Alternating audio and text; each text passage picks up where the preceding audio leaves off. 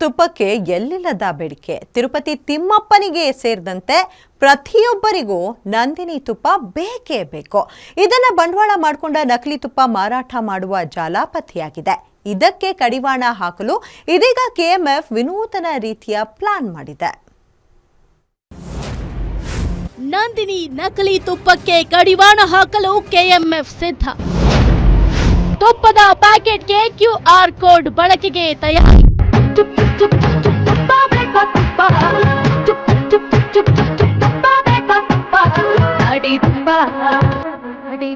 ಕರ್ನಾಟಕದ ಹೆಮ್ಮೆಯ ನಂದಿನಿ ತುಪ್ಪ, ತಿರುಪತಿ ಲಡ್ಡುಗೆ ಬಳಕೆಗೂ ಇದೇ ತುಪ್ಪ. ಜೊತೆಗೆ ಇದರ ಘಮಲು ವಿದೇಶಕ್ಕೂ ತಲುಪುತ್ತಿದೆ.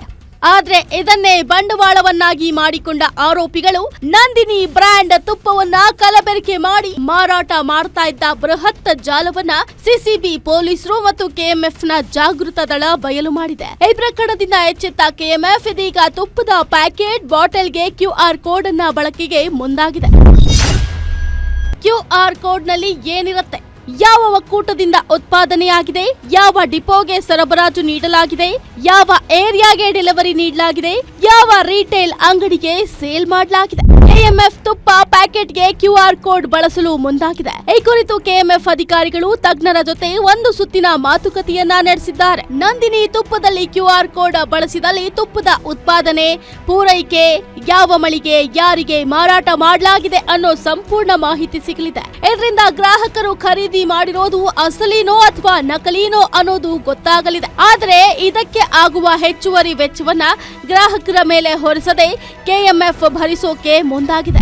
ಖರ್ಚಾಗುತ್ತೆ ಅಂದ್ರೆ ನಾವು ಈಗಾಗಲೇ QR ಕೋಡ್ ಅನ್ನು ಹೊಸದಾಗಿ ಅಳವಡಿಸೋದ್ರಿಂದ ಒಂದೊಂದು QR ಕೋಡ್, ಅದು ಪ್ರತಿಯೊಂದು QR ಕೋಡ್ಗೂ ಸೆಪರೇಟ್ ಬೇರೆ ಬೇರೆ ನಂಬರ್ ಇರ್ತದೆ. ಒಂದೇ ನಂಬರಲ್ಲಿ ಟ್ರ್ಯಾಕ್ ಮಾಡೋಕ್ಕಾಗಲ್ಲ ಅಂತೇಳಿ ಪ್ರತಿ ಪ್ಯಾಕ್ಗೂ ಪ್ರತ್ಯೇಕವಾದ QR ಕೋಡ್ ನಂಬರ್ ಇರೋದ್ರಿಂದ ಯಾವುದೇ ಗ್ರಾಹಕ ಅದನ್ನು ಈಸಿಯಾಗಿ ಇದು ಒರಿಜಿನಲ್ ಅಲ್ಲ ಅಥವಾ ನಕಲಿನ ಅಂತ ಕಂಡುಹಿಡಿಬಹುದು. ಅವ್ನ ಮೊಬೈಲಲ್ಲಿ ಸ್ಕ್ಯಾನ್ ಮಾಡಿದ್ರು ಕೂಡ ನಾವು ಅದನ್ನು QR ಕೋಡನ್ನು ಸ್ಕ್ಯಾನ್ ಮಾಡಿದ್ರೆ ಇದು ಎಲ್ಲಿ ಉತ್ಪಾದನೆ ಆಗಿದೆ, ಯಾವ ಡಿಪೋಯಿಂದ ಬಂದಿದೆ, ಮತ್ತು ಯಾವ ರಿಟೇಲರ್ಗೆ ಹೋಗಿದೆ, ಮತ್ತು ಯಾವ ಗ್ರಾಹಕರನ್ನ ಹತ್ರ ಇದೆ ಅಂತೇಳಿ ಗ್ರಾಹಕ ಯಾರು ಅದನ್ನು ಸ್ಕ್ಯಾನ್ ಮಾಡ್ತಾನೆ ಅವನ ಮೊಬೈಲ್ ನಂಬರಿಂದ ಅವನು ಕೂಡ ಟ್ರ್ಯಾಕ್ ಮಾಡಲಿಕ್ಕೆ ಅನುಕೂಲ ಆಗಬೇಕು. ಅಷ್ಟು ಅಂಶಗಳನ್ನು ತಂತ್ರಾಂಶದಲ್ಲಿ ಅಳವಡಿಸ್ಕೊಂಡು QR ಕೋಡನ್ನು ಅಳವಡಿಸಬೇಕು ಅನ್ನೋ ಉದ್ದೇಶ.